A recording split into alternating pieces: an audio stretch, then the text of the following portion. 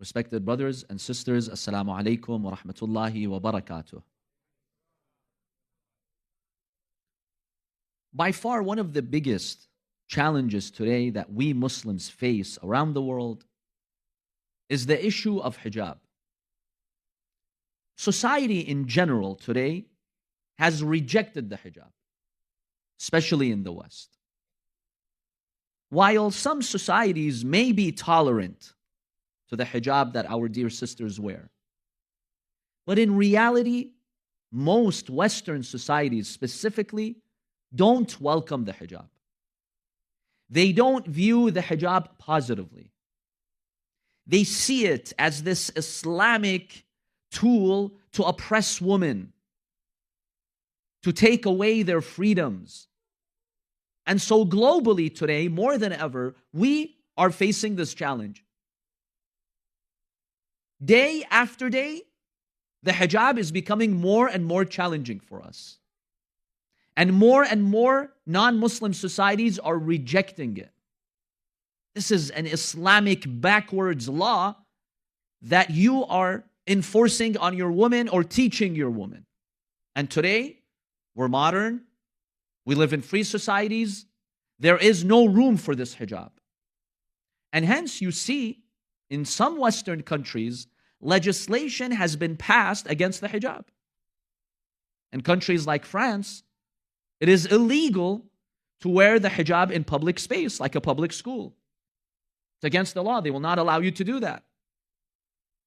The face covering is also another offense, another illegal thing to do in some of these countries. You can get fined. I know someone who was fined 500 euros because her wife was wearing the veil. So you see more and more societies today are rejecting the hijab. Under what pretense? What justification? That it is oppressive, it is not compatible with human rights, and it's not compatible with Western culture. This is the main argument a country like France is making. The hijab is not compatible with French culture, with French ideology, with French beliefs, with French history. And this type of mentality is spreading around the world. Brothers and sisters, don't be surprised if tomorrow in Quebec, they will introduce something similar to that. There are attempts. If we don't come up with a plan to protect our rights, tomorrow, even here, in places close to you, you will find legislation against hijab. It's not that far-fetched. In my discussion tonight, I would like to discuss hijab from a historical perspective. Normally, when we talk about hijab, people talk about what is the evidence for it. Can you show me a verse in the Holy Qur'an that says hijab is wajib? Usually people discuss that, which is an important discussion, but that's not my point of discussion tonight. I acknowledge this is an important discussion. When we follow something, it has a basis in the Qur'an and in the Sahih Hadith. And very briefly, for those who are wondering where the hijab is wajib mentioned, obligatory in the Qur'an, Surah An-Nur, verse 31. Very clear verse. I remember I once heard a brother, he was trying to argue against hijab. He was more passionate than the sisters themselves. I don't know how you explain that. I mean, if anybody wants to be passionate, it's the respected sisters. But sometimes some guys, they budge themselves into these discussions. He was saying, I've read the Qur'an from cover to cover. There's not a single verse that says women have to wear the hijab. I read the Qur'an. There's no such verse. If you're looking for a verse that's talking about the hijab, you shouldn't be looking for the word hijab. Because hijab in Arabic does not mean headscarf. That's not the meaning of hijab linguistically. Yes, today we use the word hijab to refer to the headscarf. But originally, in the Arabic language, that's not what it meant. What is the meaning of hijab in Arabic? Anyone? The linguistic meaning. Barrier. And the Qur'an uses the word hijab a few times in this meaning. Between them, there is a barrier, hijab. Or the verse of hijab, it's also called. People would come to the Prophet's house. They would ask for items, let's say. Let me borrow a pot, whatever, something. And sometimes they would encroach on the privacy of the Prophet's wife. So the Qur'an came with a verse telling them if you want to ask them for something, فَاسْأَلُوهُنَّ مِنْ وَرَاءِ hijab. Let there be a barrier so their privacy is protected, and then you can ask them for something. Don't just go into their house like that, storm into their house, barge into their house. This violates their privacy. So the word hijab means barrier, not headscarf.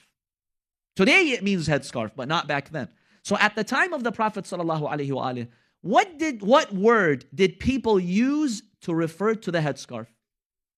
Khimar. Hijab today was called khimar at the time of the Prophet ﷺ. And interestingly, this is the beauty of the Arabic language. In the Arabic language, if you look at the word khamara, the root word khamara, it has to do with something covering the head. In Arabic, what do we call wine? Khamr. Why? What does it have to do with the root meaning of covering the head? Why? What does alcohol do? It like covers your brain, right? It impedes you from thinking straight. It lowers your inhibition. So it's like there's a covering on your head. That's why Arabs call it khamr. Khimar comes from the same word. It just means literally you cover your head. That one is metaphorical. This one is literal. So the word for hijab in the Qur'an is khimar. That's what the Arabs would use at the time of revelation.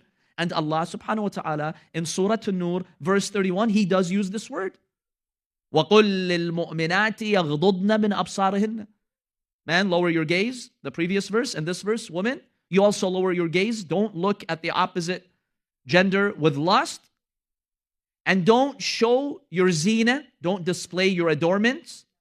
وَلَا يُبْدِينَ زِينَتَهُنَّ إِلَّا مَا ظَهَرَ مِنْهَا. And then, وَلْيَضْرِبْنَ بِخُمُرِهِنَّ عَلَى جُيُوبِهِنَّ. The Qur'an says, let them take their khimar, their headscarf, and cover the upper chest area and the neck area. This is called jayb in Arabic.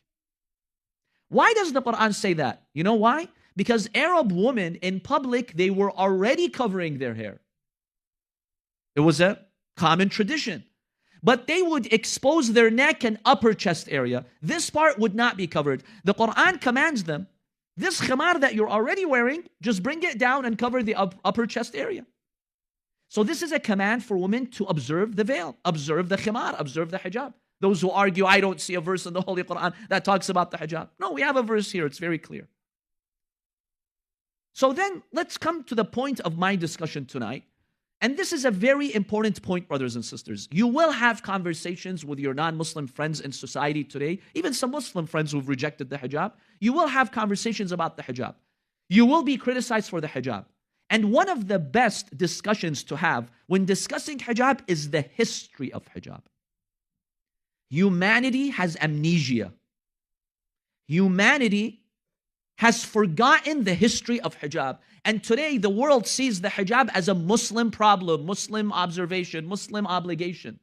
When in reality, hijab has been part of our history, whether you're Muslim or non-Muslim, you're Jewish or Christian, you're Persian or Zoroastrian, it doesn't matter. Hijab is part of our human history.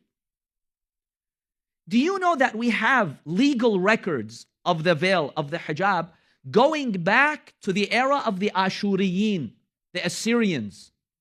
This is North Mesopotamia, so basically North Iraq today, you know, the Mosul area, that area, and then towards the east, towards Iran, and then towards Syria. This is North Mesopotamia. We have legal records dating back to 1,300 before Christ. How long ago? That's over 3,000 years ago. There are legal documents that have been preserved that stipulate women must cover their heads. And especially if women want to be honored, they need to wear the hijab. This is over 3,000 years ago in ancient Mesopotamia. Yes, there are two exceptions. Two women are not to wear the hijab. I'm telling you, this is the history of Mesopotamia. One is prostitutes. They're not allowed to wear hijab. Number two, the slaves. In ancient Mesopotamia, they did not wear the hijab. But any other woman, she would wear the hijab. This is our history. Look at the Greek civilization, the Roman civilization. Women when they wanted to be respected in public, they would wear a headscarf. This is part of our history. And then come to Jerusalem 2,000 years ago. If you want to know whether Jews and Christians practice the hijab, look at the history of Jerusalem 2,000 years ago. A few months ago, I did an interesting experiment with ChatGPT. I said to ChatGPT, can you draw for me a realistic image of Jerusalem 2,000 years ago in the market? Men and women in the market. That's all I said. ChatGPT generated an image. And I told ChatGPT, I want the image to be historically accurate. Don't just make up an image.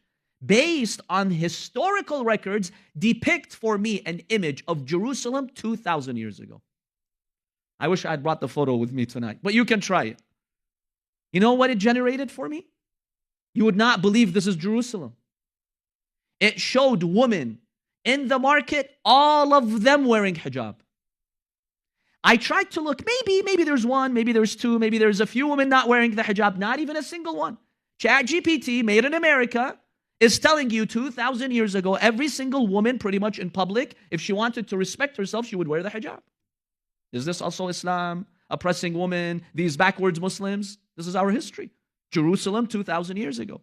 And hence, hijab was wajib in Judaism.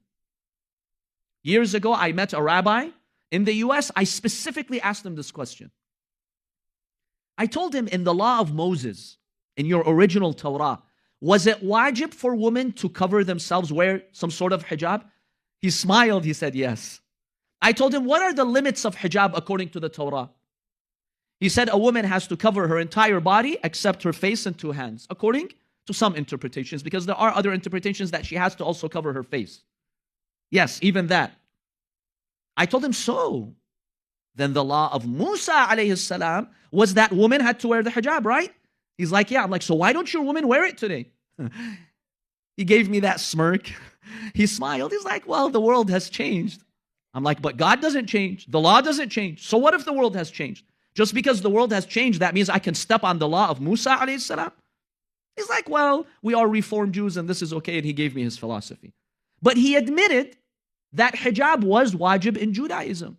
Not just the head covering. Do you know that there were Jewish scholars who believed the niqab, the face veil, was also mandatory or at least recommended? And in fact, if you go to the book of Genesis, there's a passage that speaks about Rebekah meeting Isaac. Prophet Ishaq is Isaac. He married Rebekah, right? So Genesis tells us that when she went to meet him, this is like before she becomes his wife, she was covering her face. Why? This backwards lady of Prophet Ishaq, whom people have a lot of respect for, right? Isaac, he's very respectful. He's very respected. Jews respect him. Christians respect him. Why is his wife wearing the veil? Can someone answer me this question? If someone attacks you and tells you, why do some Muslim women cover their face? The question you should ask them, why did the wife of Isaac do that? Maybe I'd like to honor her. You don't like to honoring her? Fine, don't. But I'd like to honor her. And I'd like to honor that legacy. So you'll find that in Judaism, hijab was actually wajib. And there's a verse in Numbers 5:18. Jewish scholars have concluded from this verse from the Old Testament that women did have to cover their hair. Why? Because it's interesting what this verse says. Numbers 5:18. It talks about a woman who was either accused of adultery or it's suspected that she committed adultery. In Jewish law, if a woman was suspected of committing adultery, the priest would tell her, remove your scarf, show your hair. This was part of their custom. So in Numbers 5:18, there's a passage that says, the priest would tell the woman, remove your head covering, which means, according to Jewish scholars, they had to cover their hair. Otherwise, why is he telling her remove the covering? To continue with that process. So in early Judaism, hijab was wajib. Christianity. Someone can argue, okay, but Christians, maybe they don't believe in hijab. The history of Christianity, Christian women wore some type of hijab for 1,900 years. Did you know that? since Prophet Isa alayhi salam. Only in the last century did they decide to stop wearing the hijab. For 1,900 years, religious women who were Christians, they would wear the hijab. And I'm sure you're familiar with the depictions of Maryam alayhi salam, the Virgin Mary. Have you ever seen a depiction of her without hijab? You know, I would like to tell the French people, if today Mary comes to France, would you take her to jail? Fine her? Okay. You could do whatever you want.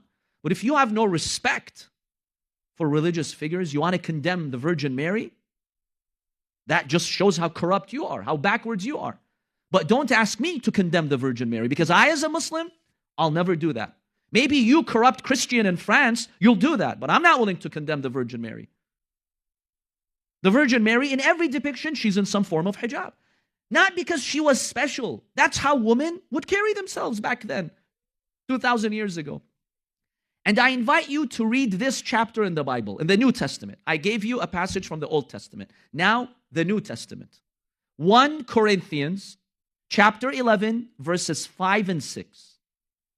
Paul is speaking here. And you know, Christians, they have a lot of respect for St. Paul.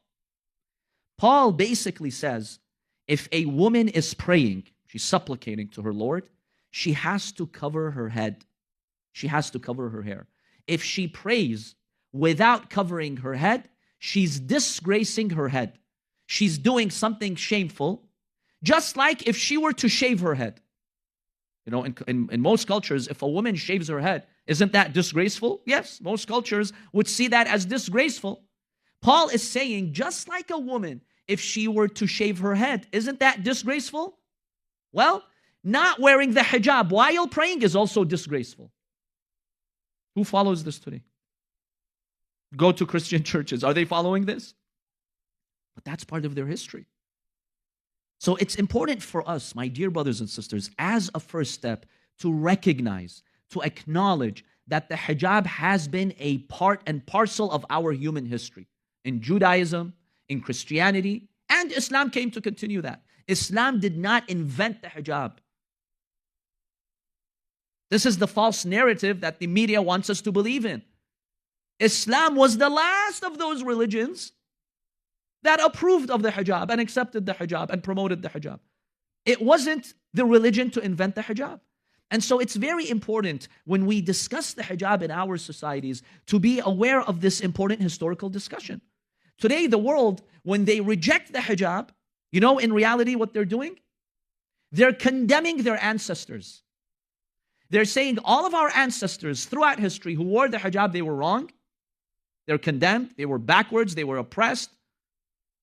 They were not liberated. They want to condemn their ancestors, even the religious ones. Okay, you're free to do whatever you want. But if you want to condemn your ancestors, don't expect me to come and condemn my ancestors. I have respect for my ancestors. And you can't force me to condemn all of that history. You have no respect for your ancestors? Fine. That's your problem. That's your choice. But I have respect for my ancestors. I have respect for 3,000, 4,000 years of human history who believed in the hijab, who observed the hijab, who respected the hijab. I have respect for that. So this is not a Muslim problem, a Muslim discussion. It's a human discussion. In the last century, society decided, you know what? We don't want the hijab anymore. Let's become liberal, secular. This hijab is bad. It limits our freedoms. And this happened with the rise of modern Western feminism. But until the last century, a century ago, it was very common out there in the street to see women in hijab. I remember years ago, I saw a picture of immigrants immigrating to the US. Some of them would come to Canada, and they would arrive here in Halifax. Some of them would go to New York, Ellis Island. If you see the ship, you see hundreds of women in hijab. The first time I saw that picture, I'm like, what's going on here? We had so many Muslim women migrating, like, I don't know, over 100 years ago. And then you come to discover, no, these are Christian women. Some of them are Jewish women. They were just upholding their religious values. So it's important today for us, when we discuss the hijab, to focus on the historical aspect of hijab. So they don't corner you as a Muslim and accuse your religion of being oppressive. So the real question is, brothers and sisters, the real question is, Not why do Muslim women wear the hijab. That's not the most important question here. The real question is, why did others stop wearing the hijab? Muslim women just continued this tradition of all these religions. Why did you stop wearing the hijab? Why did you condemn your ancestors and now you believe it's oppressive and backwards? That's how the question should be framed. Because they put you on the defensive. You Muslims, why do you wear the hijab? Habibi, we've been wearing hijab for 2,000-3,000 years. Why did you stop suddenly? In the name of freedom, in the name of whatever you came up with. You're the one who changed, not me. I'm just going with the flow of the scriptures, of the religions of God, of respected societies around the world. So it's very important for us to frame it that way. Because as I said, today one of our biggest challenges is the issue of hijab. And believe me, it's going to get worse. More and more people are turning against the hijab, and there are some conservative people, some extremists in society who want to ban it. They're not comfortable seeing you in hijab. They don't want you to wear the hijab. So we have to be vocal. We have to represent ourselves. And when you go out there with Muslims and you speak about the hijab, I invite you to start with this historical discussion. Let them know, because tell them, it looks like you've had amnesia or some sort of dementia. Okay? You've forgotten about this history.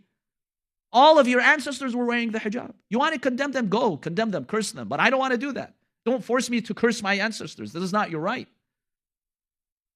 This discussion, therefore, brothers and sisters, is extremely important. The world came to a conclusion where people don't want to truly be practicing and to be burdened by rules. So they said, let's liberate ourselves. The hijab is a burden because at the end of the day, it's a rule that you have to observe. And modern society has transitioned from structured religion, which God revealed to humanity, to this fluid, flexible, individualistic spirituality, where people invent their own rules in spirituality. Today, you'll find people saying, yeah, I'm a spiritual person. Okay, how are you a spiritual person? Yeah, I sit and I do yoga sessions and I'm very spiritual. We invent our own spirituality. And then in those yoga sessions, mashallah, what they wear. The music they put, the dancing, the tight clothes, Allahu Akbar. MashaAllah, very spiritual yoga session, extremely spiritual. I'm sure you're going to go near the arsh in 3 minutes. We're inventing our own spirituality. Years ago, a brother in the US, he was arguing about marijuana. He told me, Sayyid, wallah, when I smoke it, I feel very spiritual. No ideas for anyone. But you see what people do when they take spirituality in their own hands?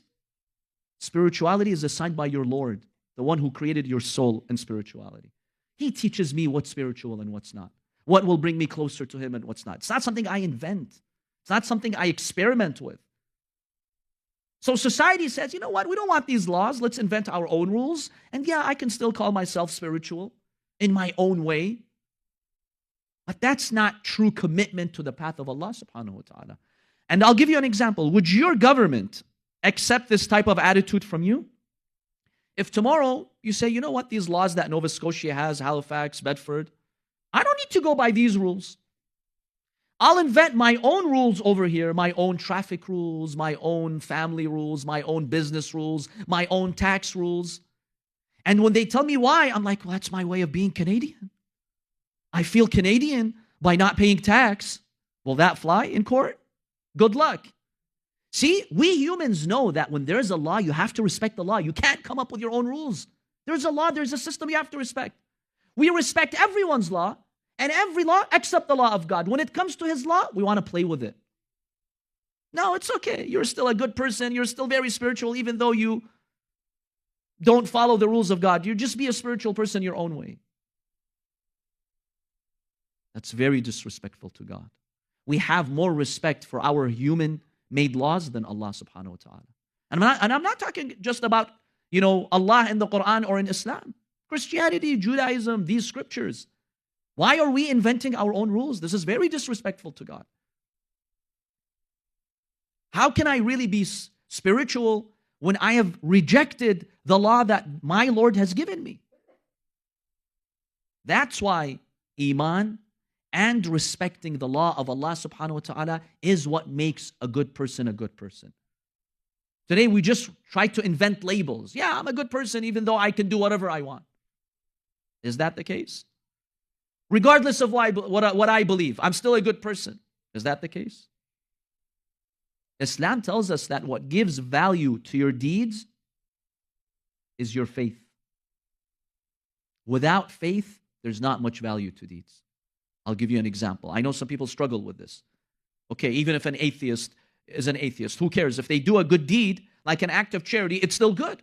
They're as good as a Muslim who does that good deed, or a Christian who does that deed. I'll give you an example, and you be the judge. Let's say tomorrow is Mother's Day. Tomorrow is Mother's Day. You take a nice bundle of flowers, and you go to your mom, and you give this gift to your mom. Now, you give your mother this gift. I'm asking you, is this a good deed or not? Is this a good act or not?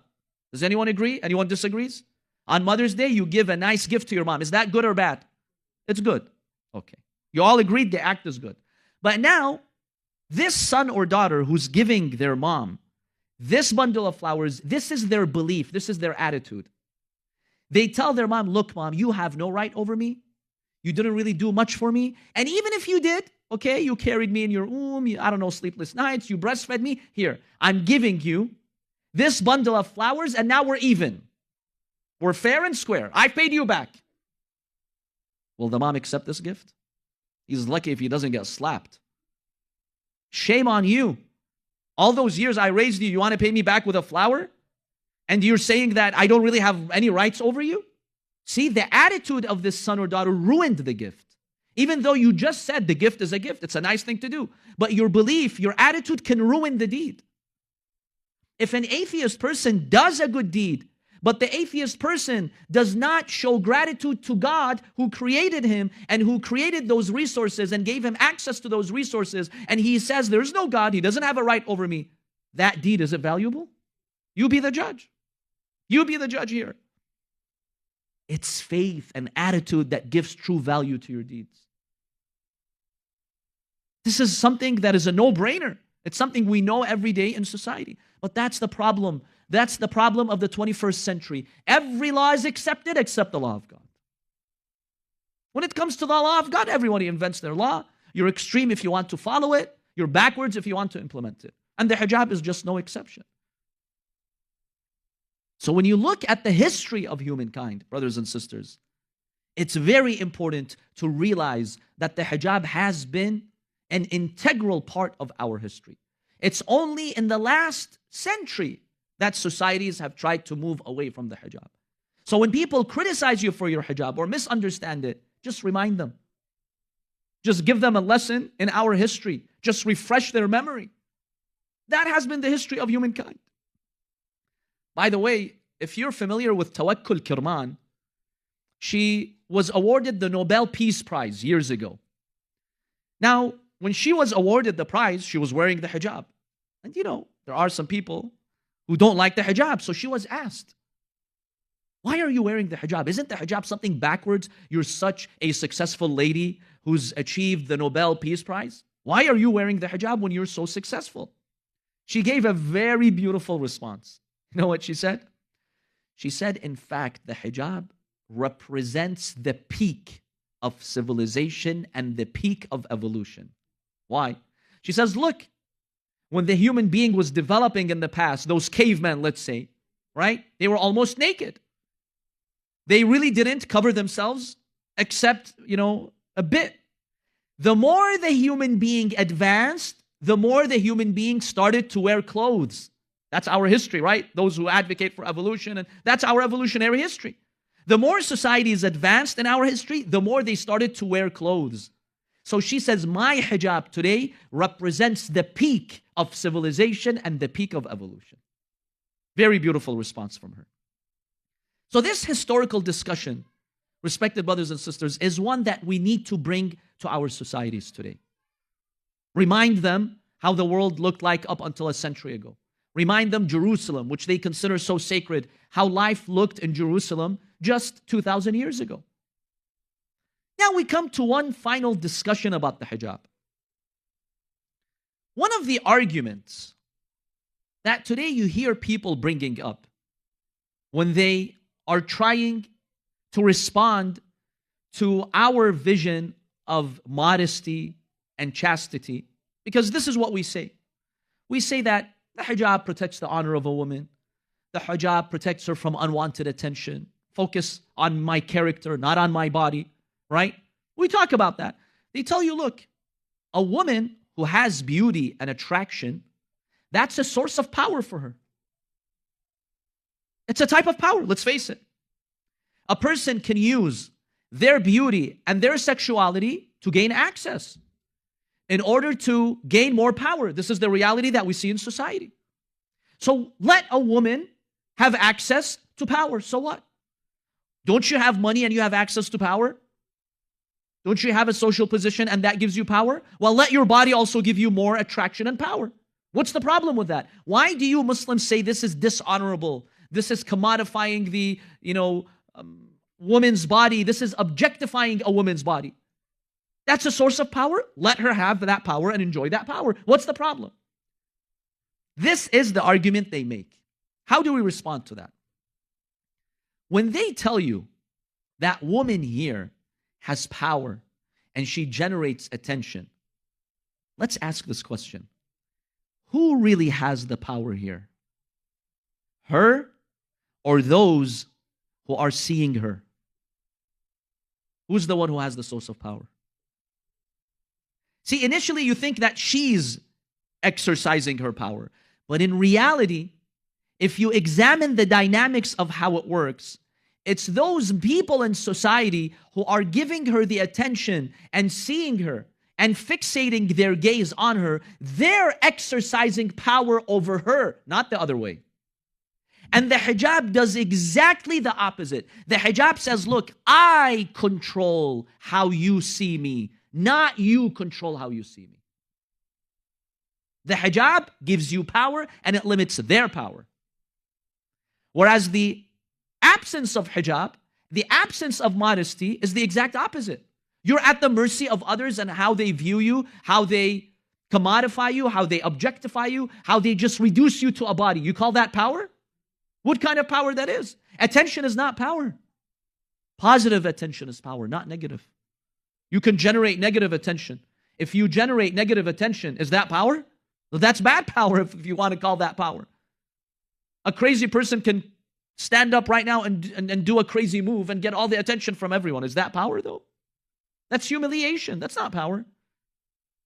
Positive attention that is respectful, based on respect, based on putting boundaries. You respect my boundaries. That is actually a source of power. But subhanAllah, look at modern society. They've duped society, and specifically women, into thinking that hijab limits your power. If you don't wear the hijab, then now you are free, you are more powerful, you are more successful. And this is one of the signs of the end of times. But indeed, brothers and sisters, hijab does give honor to women. No one can deny that. You can disagree. You can say, I don't want to wear the hijab. Okay. That's between you and Allah subhanahu wa ta'ala if you make that violation. But don't deny the fact that hijab does give honor to women. Years ago, I'm sure some of you have seen this clip. A lady, she walked 10 hours in New York City, in Manhattan. She released 2 videos. The first video, she's walking in Manhattan without hijab. It's like regular clothes, jeans, she's walking. And she records using a hidden camera. She records how much harassment she's subjected to. The negative comments that she hears in the street, the inappropriate language, the looks, the lustful looks. She posts that. 10 hours of her video recording in New York City. And then, she's not Muslim, by the way. The lady who does this is not a Muslim lady. She's an American lady. And then she wears the hijab and she walks 10 hours in New York City. And she posts her video. Not a single person harassed her. Not a single person said anything inappropriate about her face, her body, her looks. That in itself is proof that hijab does give you honor, despite what the media says. Despite what they'd like to believe, what they'd like us and you to believe about the hijab. So this is a very important discussion, brothers and sisters, for us to be mindful of. Next time you are in a conversation with fellow community members, who are criticizing the hijab, non-Muslims who don't understand the hijab, or they think this is a Muslim tool to oppress women, just remind them of their history.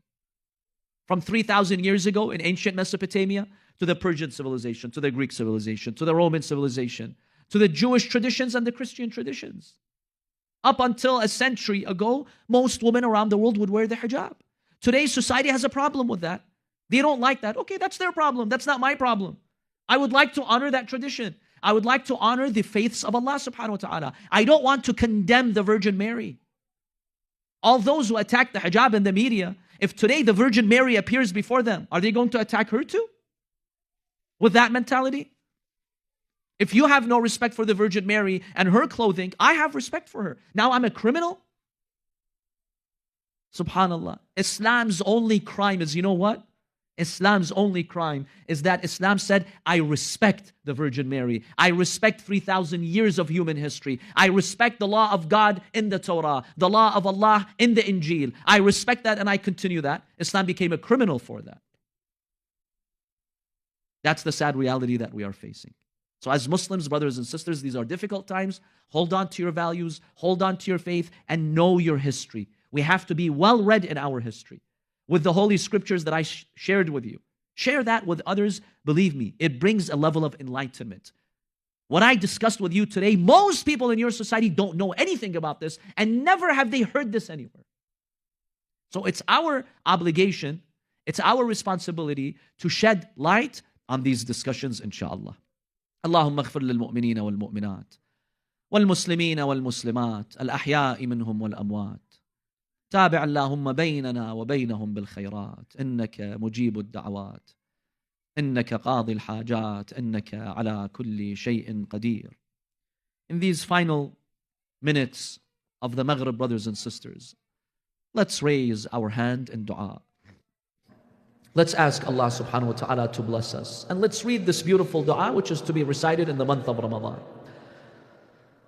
اللهم صل على محمد وآل محمد. إلهي وقف السائلون ببابك ولاذ الفقراء بجنابك ووقفت سفينة المساكين على ساحل بحر جودك وكرمك يرجون الجواز إلى ساحة رحمتك ونعمتك. إلهي إن كنت لا ترحم في هذا الشهر الشريف إلا من أخلص لك في صيامه وقيامه، فما ين للمقصر المذنب إذا غرق في بحر ذنوبه وآثامه. إلهي إن كنت لا ترحم إلا المطيعين فمن للعاصين، وإن كنت لا تقبل إلا من العاملين فمن للمقصرين. إلهي ربح الصائمون وفاز القائمون ونجى المخلصون ونحن عبيدك المذنبون، فارحمنا برحمتك واعتقنا من النار بعفوك يا أرحم الراحمين. وصلى الله على سيدنا محمد وآله الطاهرين.